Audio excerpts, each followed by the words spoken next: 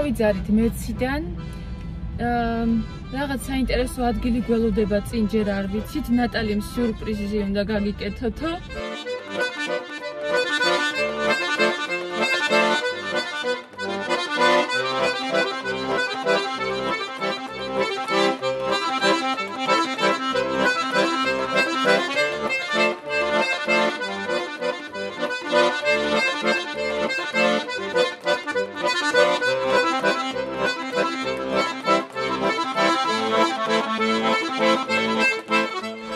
Before we do the tasting, I would give you a little bit of an introduction to the wine region in general. This is the oldest wine region in the northern part of Europe. So Champagne, for example, something that everyone knows, is younger than the Mosel area. Same for Rheinland-Pfalz, for example, in Germany. It's also much younger. This is the oldest area. Why? It's because here Trier was a Roman hub 2,000 years ago, and it's actually the Romans who pushed the winemaking along the Mosel area. We are really at the edge of the Paris Basin. Paris Basin, millions and millions of years ago, it was an ocean going, coming back, going, coming back. And it's with that change of ocean being there or not, there was sedimentation of during the and since we are at the edge, that's why we have the limestone, where you still have some fossils, for example, of mussels, etc. Maybe just an introduction to the family as well. So our family name is Cox. It's spelled K-O-X. So my family comes from the Brabant area in the 17th century. They moved to, so Brabant is Belgium, Netherlands. So my ancestors, they come from the Dutch part. They moved to Remisch in the 17th century. And so since many generations, well, they came to the Moselle area, so every family made some wine back then. მადლობა, მექსი ნატალი. ძალიან საინტერესო სურპრიზი გაგვიყვეთ. საერთოდ სხვა გეგმა გქონდა, მაგრამ გვითხრა რომ მე წაგიყვანთო და გაჩვენებთო ყველაფერსო. დავიწყებთო და მოვედით აქ. და გვაქვს ფორმა დეგუსტაცია, ძალიან მაგარია.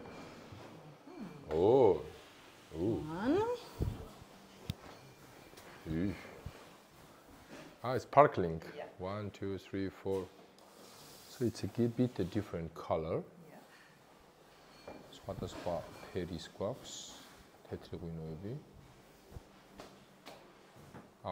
Yeah, thank you. That's fine. It's your okay. One for each. No need to share. So it's not a degustation; it's a drinking. Yeah. I will not say anything. So there's an order. I mean, I really put a really strange set together. How about this? Something?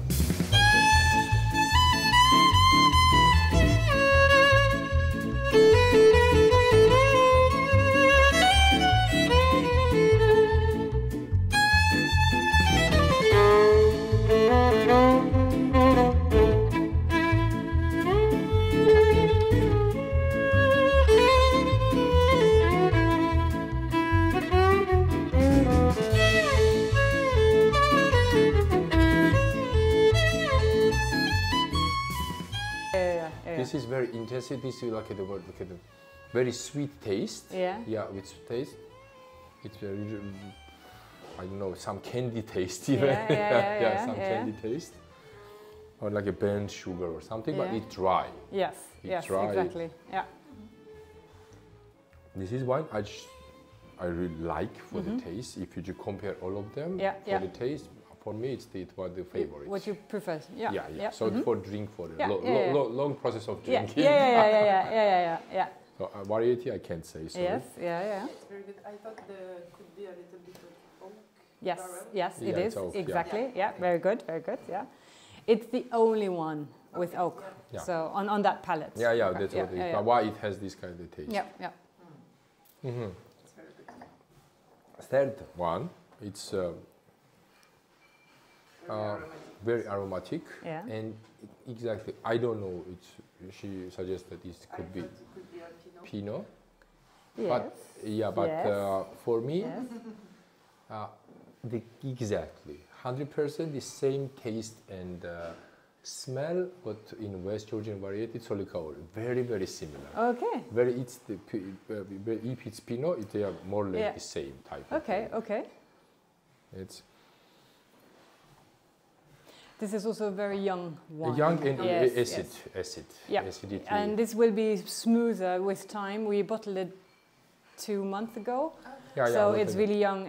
This is a wine that you can keep for at least 2 years, and it's going to be very smooth with time. Okay.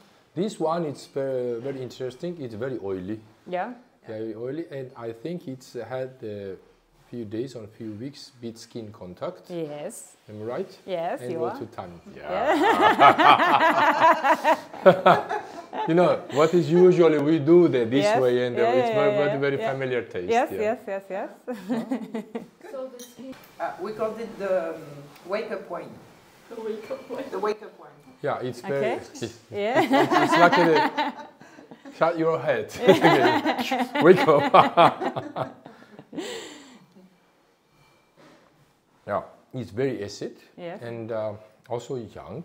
I think maybe 1 year or 2 years maximum. Yeah. And this is a bit strange taste. I don't know. Maybe it's this local grape what you mentioned. I don't know because it's not. For me, it's not the Chardonnay or Pinot what I know. Yeah, exactly. That's what I know.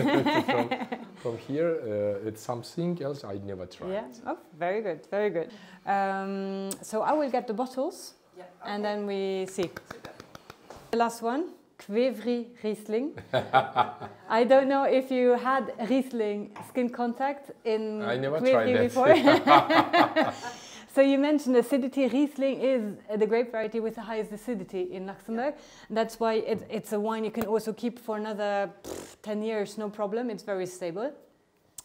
So it was also 1 month skin contact.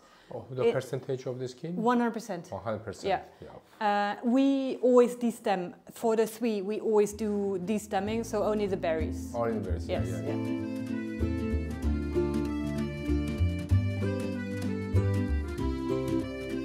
This is the main cellar. I mean, here we work mostly with steel, and oak is mostly downstairs in the old part of the cellar. And here we have a lot of different volumes because since we have so many different plots, so many different grape varieties, we try to vinify everything separately. And then the bigger ones here, these are used for the blending afterwards because we make a lot of crémant. So the sparkling wine is 50% of the whole production. So that's quite a lot.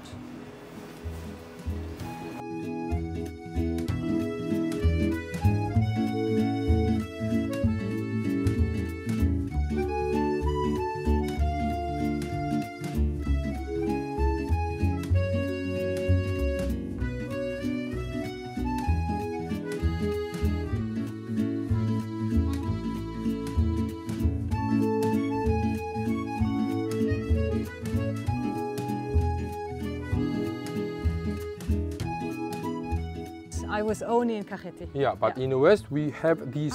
Oh, you also have outside. Yeah, outside. Okay. This is very interesting. Can I say this in Georgia? Of course, yeah. ძალიან საინტერესო მოგეთ. ამ შუაგულ ევროპაში ქვევრი ვნახეთ და როგორც იმერულად დასავლეთ ქართულად უბრალოდ აი გარეთ აქვს და ამაში მზადდება ღვინო რომელიც უკვე გავსინჯეთ და ჩემთვის იყო ძალიან დიდი სურპრიზი და ეს არ ვიცი რა სიტყვებით გამოვხატო. დიდი მადლობა. ვა, კაი.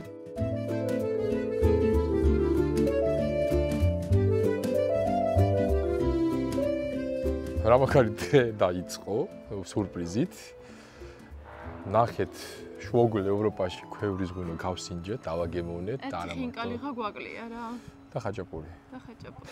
მოდი დღეს საღამოს ჩვენ მას მიძლებს ვცეთ პატივი და წავიყვანოთ? არა, მოვუწოდოთ ქართული სამზარეულო. არც ერთი არც მე და არც შენ არ ვართ მაგაში ექსპერტი, მაგრამ წავიყვანოთ. ხინკალი და ხაჭაპური. ერთი წამით, ხინკალი და ხაჭაპური თუ ხინკალი ან ხაჭაპური? ნუ ნახოთ თუ ცომი მოასწრებს ამოსვლას, მაშინ ხაჭაპურიც. ანუ ხინკალს მოვახვევთ? საღამოს ნატალისთან სახლში? კი ბატონო. ოღონ რომელიმე ჩვენგანი და ჯერანი ვითავაშოთ მაგაზე. ესა ჩემო.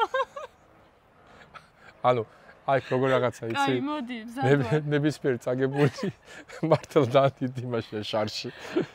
ჯეირანი. რა? გადავრჩი. გადავრჩი. ესე იგი. დღეს ავზადებ ხინკალს. He is preparing ხინკალი today.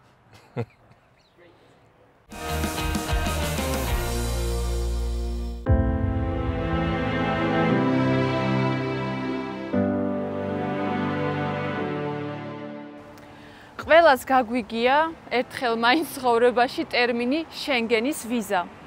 მაგრამ უმეტესობამ არ ვიცით თუ საიდან მოდის ეს ტერმინი და რატომ დაერქვა ამ პროექტს შენგენი. ჩვენ ახლა ვართ პატარა სოფელ შენგენში, რომელიც მდებარეობს გერმანიის, საფრანგეთის და ლუქსემბურგის საზღვარზე.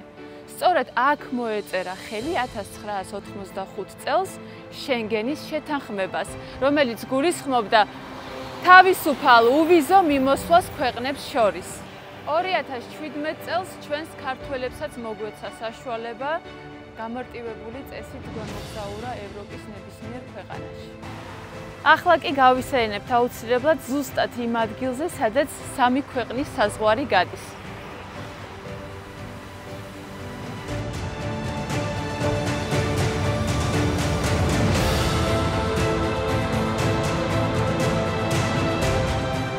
სადაც ხელშეკრულების გაფორმების ადგილიდან გამოვიარეთ ცოტა რაღაც 50 მეტრი და აქ არის ბერლინის კედლის ნაშთები, როგორც სიმბოლო ჩაკეტილობისა და გახლეჩილობის. და სიმბოლურად დგას აქ იმიტომ, რომ დღეს ევროპაში არის თავისუფალი მიმოსვლა, არ არსებობს საზღვრები და ხალხს ერთმანეთთან შეუძლია მარტივად კომუნიკაცია, რისი საშუალებაც გვაქვს ჩვენს და ეს არის ჩვენი ხალხის საქართველოს დიდი მონაპოვარი და იმედი გვაქვს ეს ასეც გაგრძელდება კიდევ დიდხანს.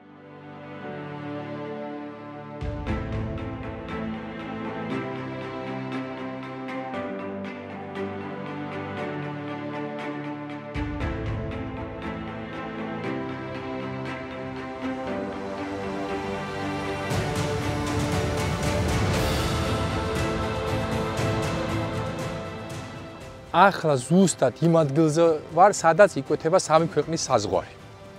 აი ხედავთ, წყალში დგას ნიშანი, აქედან ლუქსემბურგი, აქეთ საფრანგეთი, იქით გერმანია. ახლა მე ჩავიდე და ფეხი ჩავყო წყალში, გამოვა რომ საფრანგეთში ვარ უკვე ცალი ფეხით. და რატომ საუბრობთ, რატომ ვართ ამ ადგილზე? ჩვენ გვყავს ძალიან კარგი პარტნიორი Roamingo, რომელმაც უზრუნველყო ჩვენი ინტერნეტ კავშირი მთელი ამ მოგზაურობის მანძილზე და რითაც მათ ძალიან დიდი მადლობა. ის კი არა, ახლა სადაც ვდგავართ, სადაც რეალურად სამი ქვეყნის ოპერატორი მოქმედებს, ჩვენს მეგობარ ფრანკს ტელეფონმა აურია და ჩემი Roamingo მუშაობს იდეალურად. რითაც ძალიან დიდი მადლობა და გირჩევთ რომ გამოიყენოთ, რადგან მუშაობს შენგენის ყველა ქვეყანაში იდეალურად. რა მაგარია, იმედია ამ დროშებს შორის ოდესღაც საქართველოს დროშაც იქნება. ოდესღაც რატო მალე, ძალიან მალე, იმედი გვაქვს ძალიან. ვიმედოვნებთ. აქ არის 29 ქვეყნის დროშა, არა ევროკავშირის, არამედ შენგენის ზონის ქვეყნის დროშა. ხშირად ეს ერთმანეთში ერევათ ხოლმე, მაგალითად ნორვეგია არ არის ევროკავშირის წევრი, მაგრამ ის შენგენის ზონის წევრი. ასე რომ მოდი მოვიტანოთ და ჩუმად ჩავდგათ საქართველოს დროშა. კარგი. მოგიწევს მალე მისაგწება.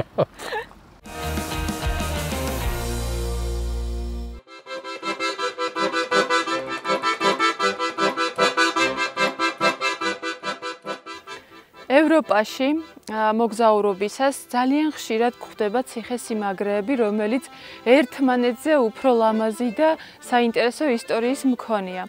ჩემს უკან არის ერთ-ერთი ასეთი ციხესიმაგრე, რომელიც აშენდა 1413 წელს. მოგვიანებით 1705 წელს ერთ-ერთმა ინგლისელმა სამხედრო პირმა მიითვისა ეს ადგილი ესპანელების დახმარებით და დასახლდა აქ. მას შემდეგ ამ ციხესიმაგრეს ეწოდება მისი სახელი მალბრუკი. 1930 წელს ეს შენობა გამოცხადდა ისტორიულ ძეგლად, ხოლო 1998-დან მისი კარი ღია არის ნებისმიერი სტუმრისთვის და შიგნით უკვე განთავსებული არის მუზეუმი და არა მარტო. ასევე აქ იმართება სხვადასხვა კოსტუმირებული ფესტივალი. აი ბავშვებიც ალბათ იქ მიდიან რომელიღაც ფესტივალის Hello, ფესტივალის საყურებლად, სანახავად. ერთი წიგნი მეცმომეთ. Hello. ჯამი გაქვთ? წავედით ჩვენს გავყვეთ და დავათვალიეროთ რა ხდება. ისეთი ჟრიამულია, რომ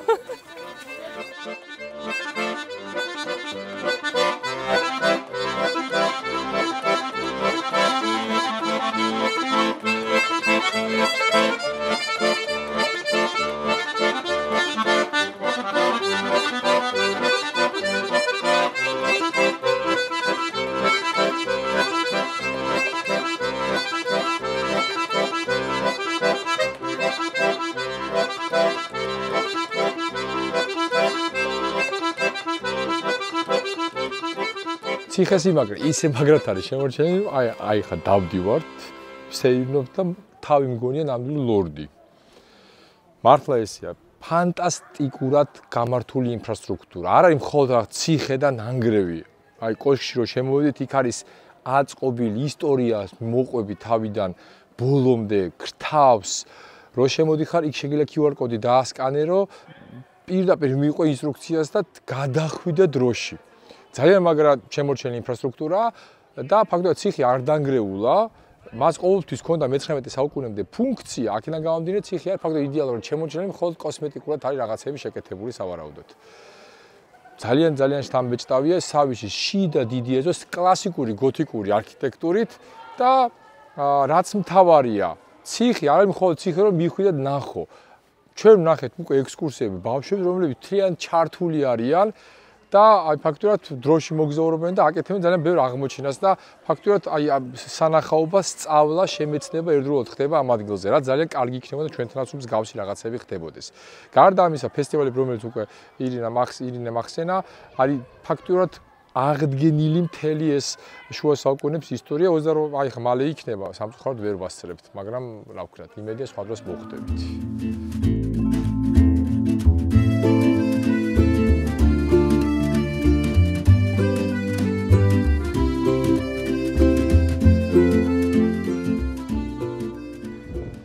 აი აქედან ჩანს სამი კოშკი და მეოთხე კოშკზე მე თვითონ დგავარ. ამ კოშკებს აქვს თავიანთი სახელები. აი ეს მარცხენა მხარეს არის ლამპრის კოშკი. ის ჩემს წინ არის ჯადოქრის კოშკი. აქეთ არის კლდის კოშკი და აქ სადაც მე ახლა ვდგავარ არის ქალბატონების კოშკი. Ջերիրանի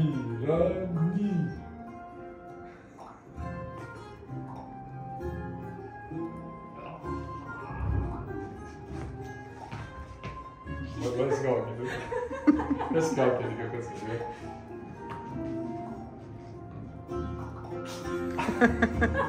It looks like Street Fighter.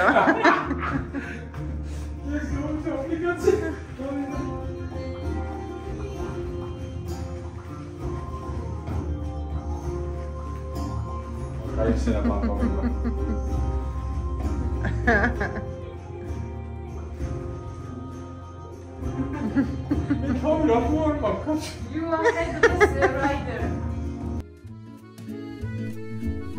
ციხესიმაგრეში ბოლო სანახავი ადგილი ეს ჰოლოგრამაა, სადაც აქ ჩატარებულ არქეოლოგიურ გათხრებსა და არტეფაქტებზეა საუბარი.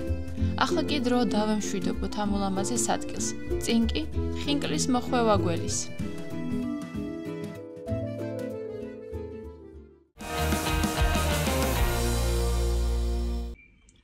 ეს არის ყველები, რისგანაც დღეს ალექსანდრე გააკეთებს ხაჭაპურს, მოცარელა და ფეტა. ხინკლისთვის შევიძინეთ მაღალი ხარისხის ფქვილი. ეს ამის არ არის. და ღორის ხორცი და საქონლის ხორცი უკვე გატარებული. მზად ვარ, იმედი არ დავწამო ხალხს. ხო, ნავით ყოველ შემთხვევაში ვეცდები რომ გირსავა წამოვაჩინო ფრანგულის ქართული რა ფრანგულის, ასე რომ ფრანგების წინაშე, მაგრამ ეს არასდროს არ გამიკეთებია. ყოველთვის ვიყავი ხო მონაწილე და დამხმარე და აი ნახოთ რა გამოვა. აი ეს მოვიცვათ თელი ღვინის რა ქვია მას? პორტუგი? არა. აბა? წინსაფარი. წინსაფარი. და ნენა გავაკეთე, ანუ ცალკე ჯერ ხაჭაპურის ცონს დავამზადებ რა ხანდა ცოტა ამოვიდეს და მე უკვე დავამზადებ ხინკლის ცონს და მე უკვე ნახეს ვიხარ.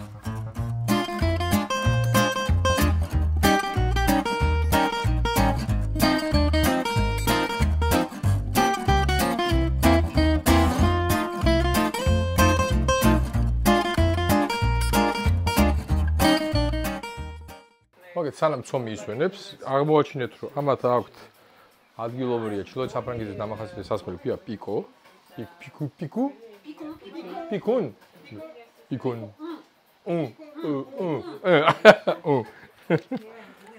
არ ვიცი რამდენად სწორად გამოთქო. ცოტა უნდა დავასხათ დაახლოებით. Ja, okay. და დავამატოთ ლუდი. ანუ ცუდი ხალისი, ყველა ცუდი ხალისი ლუდიც მიდისო. და ეს არის ამათი სასმელი. მოგეთ სანამ Okay, merci. სანამ ისვენებს ცომი, სანამ დავიწყებთ. დავდეთ, გაგიმარჯვეთ.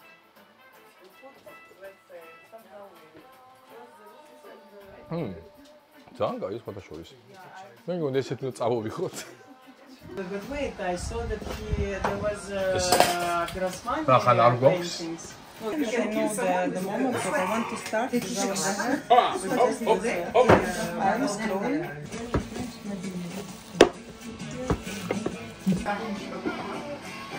ახლა ჩავკარ შიგნი არის ფეტა და ვამატებ მოცარელას. აი მე კომბინაციით მეტნაკლებად გამოდის უკვე შედარებით კარგი ჩვენებურის მსგავსი. სხვა კომბინაცია სამწუხაროდ ევროპაში ჯერჯერობით არ ვიცი.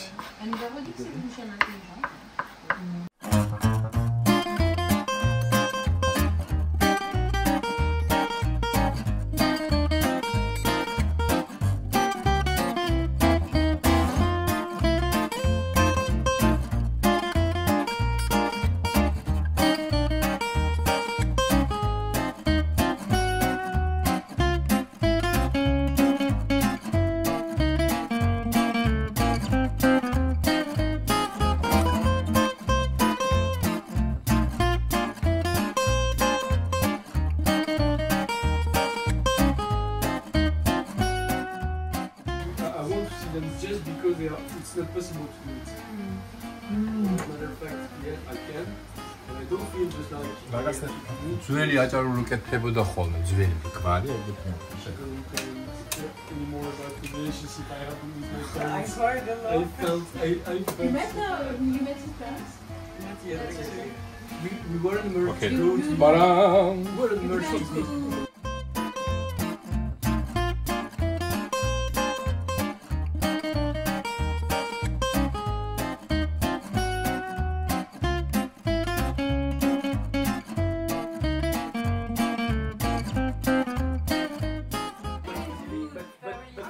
ხაჭაპური გამოცხვა, პირველი არ გამოვიდა ისეთ როგორც მინდოდა, მაგრამ მე არა უშავდა. აქ ნავყოფია ყველა საქართველოს თითქმის და ყველა თქო ძალიან გემრიელიაო, იმედია შემაგეს. ახლა გადავედით ხინკალზე. ნახოთ, აი ეს ბაშორი კარგი შექმაზულია. ნახოთ როგორი გამოვა.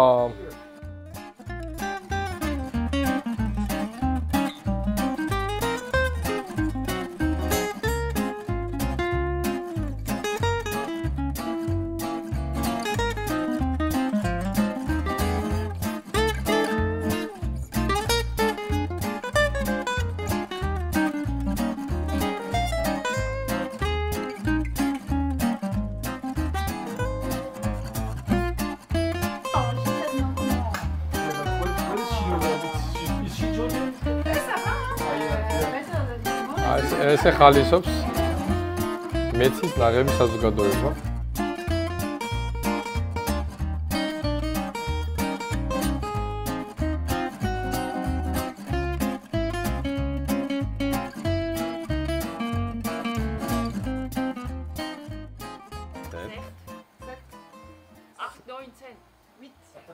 Set, 8.